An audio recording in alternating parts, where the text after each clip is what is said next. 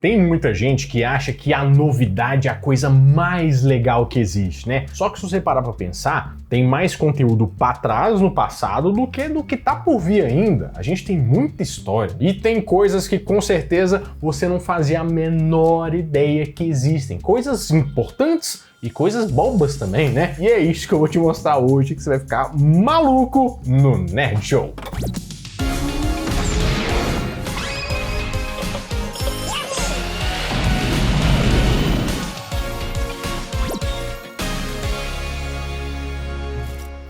Fala, meus queridos amigos, como estão vocês? Vocês estão bom, né? Eu nunca achei que eu ia trazer esse conteúdo pra vocês, né? Uma denúncia, inclusive, de algo muito sério que aconteceu. Todo mundo gosta de Chaves, né? Adoro os personagens, o Seu Madruga, o Kiko, o Chaveiro lindo, meu amor! Todo mundo tem seu personagem favorito, mas corre na boca miúda que o Kiko, na verdade, é um plagiador. Fez uma calúnia. Se eu falo o nome Roberto Vasques, você lembra de alguma coisa? E se eu te falar que ele era o verdadeiro Kiko que passeava pelo Brasil fazendo show? Olha só. Kiko... Em 1996 surgiu uma história que o Kiko de verdade seria uma cópia de um personagem de um cara mexicano que estava aparecendo aqui no Brasil e fazendo os seus shows, que era esse rapaz aí.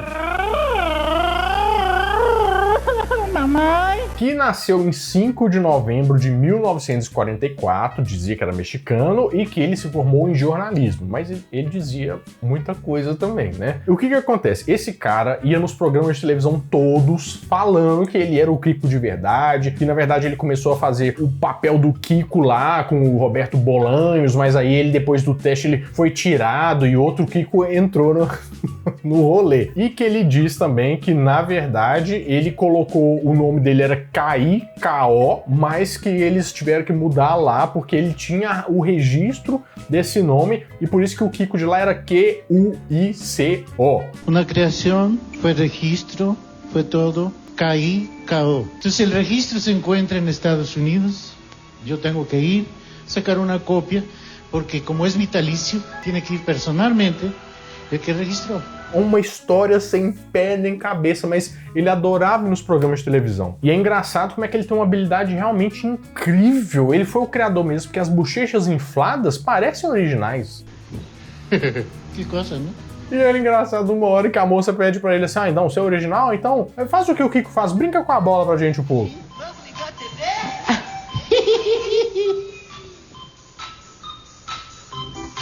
É uma performance original de verdade. E ele fala, inclusive, que criou até o bordão. Que coisa, não? Que coisa, não? Eu acho que é com certeza ele, porque ficou muito melhor do jeito que ele falou.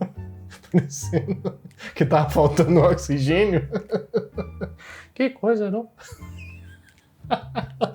Que coisa, não? O que resta falar disso aí é que coisa, não? Meu Deus, é cada uma. Com certeza uma das figuras mais emblemáticas do jornalismo, dos esportes, de todo mundo, né? Uma figura muito carismática e odiada ao mesmo tempo, é o Galvão Bueno, que sempre vinha com aquele bordão. Bem, amigos da Rede OM. Da Rede OM? O quê? Você já pensou que o Galvão Bueno estava fora da Globo nos anos 90? Essa é a história que com certeza você nunca viu. E um canal que você nunca viu, com programas que você nunca viu e com competições que até então eram desconhecidas. Existiu um canal que se chamava Rede OM. Essa história é muito doida. Foi um canal que durou pouco tempo, né? Mais precisamente assim, 1 ano, mas que fez muito sucesso e teve um impacto muito grande quando ele estava na programação. A história é a seguinte, tinha uma família lá que chamava Martinez, e essa família falou assim, nossa, a gente quer entrar para o ramo da televisão, né? E em 1979, eles compraram um canal de televisão para ser a repetidora da televisão da Globo, né? Tipo assim, a Globo tá passando um programa lá, eles retransmitiam pro pessoal lá da área, uma área específica de Curitiba, que é a TV Tropical. Mas surgiu também uma oportunidade de comprar a TV Paraná, porque ela era dos Diários Associados, que era uma empresa do Assis Chateaubriand, foi uma das mais importantes empresas do Brasil, né, como se fosse a Globo da época, mas que estava um grande declínio, e eles foram lá e conseguiram comprar. Acabou que, como essa família tinha esses 2 canais de televisão, eles começaram a fazer retransmissões depois para Band e depois para a Rede Record, quando o Edir Macedo comprou e a Record se tornou um canal de televisão que passava no Brasil inteiro. Você pode ter lampejos de ter visto isso, mas você não sabe de onde, porque, por exemplo, você lembra do Alborguete, que é aquele cara que ficava pistola falando os trem, xingando Deus e o mundo?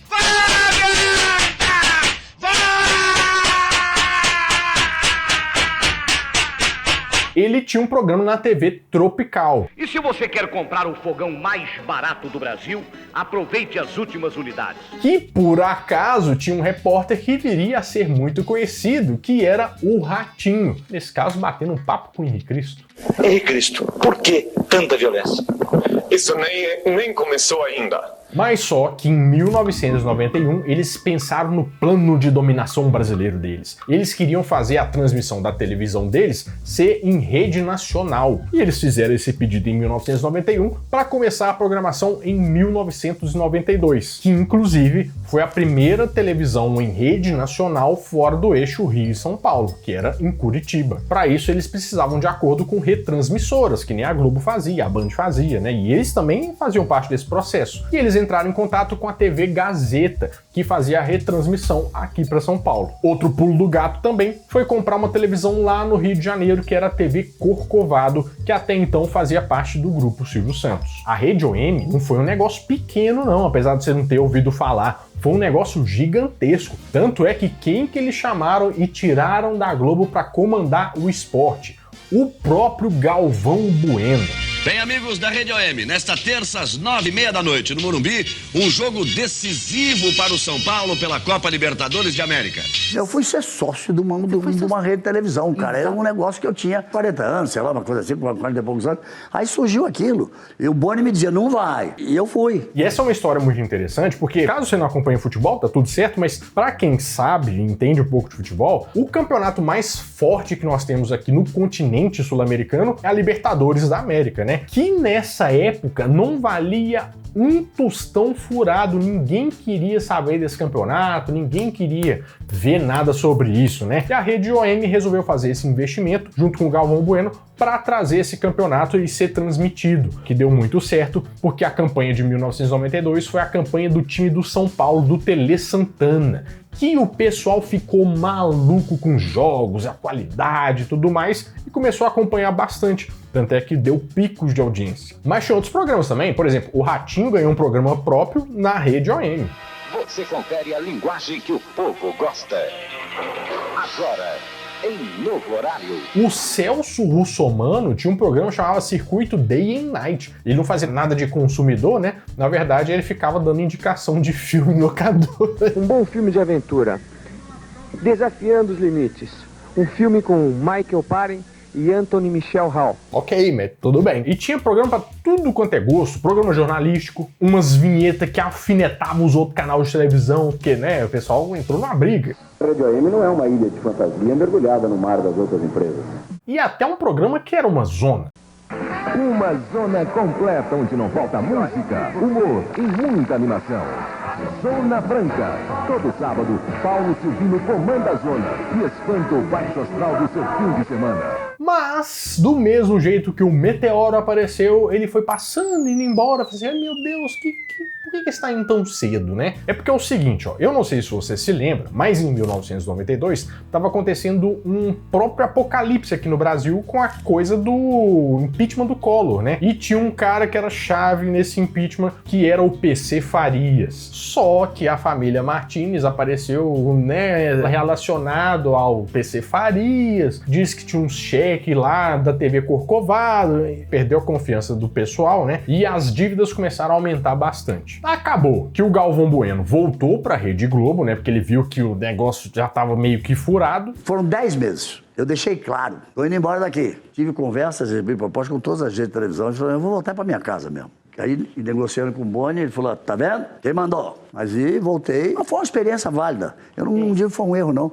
Vivi coisas diferentes, aprendi. A Globo comprou o direito da Copa de Libertadores, como era chamada na época, né? E começou a passar, fazer a mesma coisa que estava dando sucesso. E eles mudaram o nome da televisão para NT para desvincular um pouco dessa imagem criada da rede OM, né, que tinha todo esse problema de imagem e tudo mais. E hoje acaba que ela retransmite programas religiosos, sendo que teve até uma treta aí, porque esse pessoal eles meio que alugam horário e põem o programa que eles querem, né? Aí você não pode passar mais do que 25% desses programas e eles só passavam isso, ou seja, ainda tá dando treta, mas isso aí foi uma coisa difícil de ver, né? É difícil lembrar disso aí. Só que tá. Outro dia, tava vendo reportagem, inclusive, né, vendo sobre a rede OM, e vi um comercial que tava passando lá, falando sobre o CEP. Porque o CEP, todo mundo sabe que o CEP é uma coisa que a gente usa para colocar nome, endereço, rua. Meio que você coloca lá o CEP e já aparece a sua rua, aí a numeração de até quando que vai, né? Pasmem, o CEP não tinha todos aqueles números. O CEP antigamente só tinha 5 dígitos.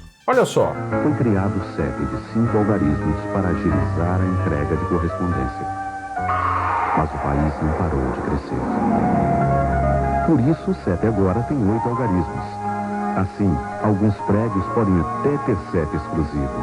Com o novo CEP de 8 algarismos, você manda e recebe sua correspondência com maior precisão e rapidez. Engraçado, né? Do mesmo jeito que o telefone ganhou um 9 e tal, os números vão aumentando por causa de necessidade. Com o CEP não é diferente. O CEP significa Código de Endereçamento Postal. E ele foi criado em 1971 para resolver um certo problema de... Sabe quando você vai mandar uma encomenda e tem endereço que, por exemplo, é num bairro, é em outro, ou tem rua que tem o mesmo nome em cidades diferentes? O CEP veio para resolver isso e cada endereço ia ter uma numeração própria. E até 1992 ele tinha 5 dígitos e depois disso começou a ter 8. Mas por que eles fizeram isso? Primeiro a gente tem que entender a construção do CEP, porque pode parecer que não, mas faz sentido. Ó. O primeiro número do CEP, ele faz parte de uma região. Então vamos supor, o número 1 é uma região, o número 2 é uma região, e pode ser só um estado, dependendo do tamanho e do número de habitantes, né? Ou um aglomerado de estados. Por exemplo, o número 3 é Minas Gerais. Então todo CEP de Minas Gerais vai começar com 3. Da mesma forma que todo CEP aqui em São Paulo começa com 0. E os outros números significam alguma região ou subdivisão de alguma coisa. Por exemplo, região sudeste, região isso, aquilo, e vai meio que estreitando. E depois do dígito, que são aqueles 3 númerozinhos assim, ó, depois do risquinho, ó, tipo 000, por exemplo, aquilo lá quer dizer a respeito da sua rua. E os números que vão de 000 até 889 são ruas normais. E de 900 a 999 são para endereços especiais. Ou uma empresa, um aglomerado de casas, um condomínio, alguma coisa que para endereçar isso aí. E o primeiro código do Brasil está na Praça da Sé, que é o número 01001-000. Parece um trem meio maluco, e na Praça da Sé, né? Realmente faz sentido. Dá uma olhadinha nessa reportagem aqui. No Brasil, o governo autoriza a mistura do álcool na gasolina em todo o país. O ministro das Minas e Energia, Pratini de Moraes, autorizou a mistura de 22% de álcool na gasolina. Teve um tempo em que o álcool não era misturado na gasolina? Mas para que serve misturar o álcool na gasolina? E também não sei se você está sabendo, mas em 2024, a Câmara dos Deputados deixou o pessoal colocar de 22% de mistura para 27%, aumentar a taxa de álcool na gasolina. Isso é um absurdo ou será que nem tanto assim? Por que esse negócio é misturado? Olha só que interessante, a gente pensa que esse negócio de etanol é uma coisa meio que, o governo brasileiro que pensou isso para fazer alguma coisa, mas não é bem assim. O primeiro carro da história do Henry Ford foi feito com um motor que aceitava tanto a gasolina como o álcool. Tanto que a regulamentação do álcool como combustível no Brasil vem de 1933. Claro que por alguns interesses, né, a gasolina meio que ganhou essa batalha porque seria mais rentável. Mas é claro que a gente sabe que é porque o pessoal achou o petróleo lá e virar gasolina, com certeza isso ia beneficiar alguém, né? Então meio que a gasolina se tornou o padrão. O álcool foi meio esquecido lá quando foi feito o primeiro carro. Mas só que em 1929 acontece o crash da Bolsa de Valores de Nova York, ou seja, recessão, o mundo entrou meio que em colapso, precisando economizar. E foi aí que o álcool ganhou força novamente, porque era uma forma muito mais barata de fazer um combustível. E para cortar custos, o Brasil fala pro pessoal colocar 5% de álcool misturado na gasolina. Isso, de uma certa forma, na verdade, é muito bom, porque o álcool aumenta a octanagem da gasolina, né? Na verdade, ela melhora a gasolina pura, que não é tão boa assim. Em uma outra época, em 1970, teve também a Guerra Árabe-Israelense, que triplicou o valor da gasolina. E é aí que, em 75, o Brasil faz um plano que se chama Pró-Álcool. O Brasil já encontrou solução para substituir o petróleo como combustível. Esta solução está no Pró-Álcool. Em 1978, produzimos 1 bilhão e 900 milhões de litros de álcool e adicionamos 1,5 bilhão à gasolina. Que era um programa que incentivava o pessoal a usar o álcool como combustível. Tanto é que veio o primeiro carro totalmente movido a álcool, que era um Fiat 147. E acaba que hoje em dia o álcool tem as suas virtudes e as suas vantagens. Por exemplo, pensando mais no ambiental, o álcool diz que tem aquela coisa mais sustentável. Por quê? Ele produz CO2, né, e vai para a atmosfera, só que o plantio da cana, quando ela está crescendo, ela consome o gás carbônico, ou seja, é uma emissão neutra, se é que a gente pode dizer assim. Então ele não contribui para o efeito estufa. E para quem tem carro flex, é uma comodidade você poder escolher o combustível que você vai usar, né? Mas eu acho que misturar álcool na gasolina, quanto mais você mistura, mais o pessoal tira um pouco do custo e a gasolina não baixa, né? Então a gente vai ser meio passado para trás, na minha opinião. E também, quando você tem uma mistura muito grande, isso começa a dar problema nas peças dos carros, principalmente aqueles que são só a gasolina, que não estão preparados, dimensionados para isso. Então, álcool tem seus problemas, tem suas vantagens. Aí é você escolher usar ou não. Com certeza eu acho que hoje eu te contei algumas coisas que você não sabia que existiram, né? E tem mais, eu separei mais um monte de coisa, mas eu quero saber se vocês querem uma continuação desse vídeo e qual é o jeito disso acontecer. Você deixa no like, se inscrevendo no canal e com certeza você vai gostar bastante do conteúdo que vem por aí. Bom, eu vou ficando por aqui, mas toda semana eu volto com mais um vídeo quentinho, fresquinho, crocante pra vocês, então adeus!